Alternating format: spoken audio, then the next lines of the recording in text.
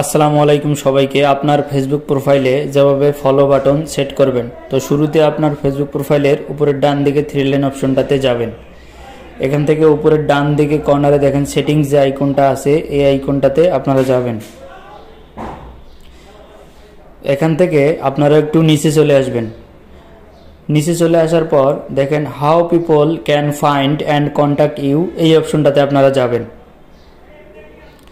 এখান থেকে who can send you friend request, এই অপশনটাতে যাবেন।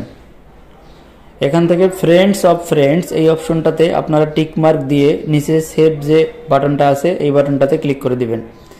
এখান থেকে আপনারা একটু ব্যাকে চলে আসবেন। ব্যাকে চলে আসার পর দেখেন ফলোয়ার্স অ্যান্ড পাবলিক কন্টেন্ট, এই অপশনটাতে যাবেন।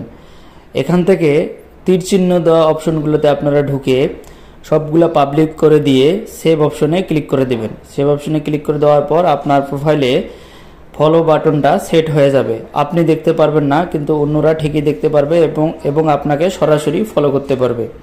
ধন্যবাদ সবাইকে।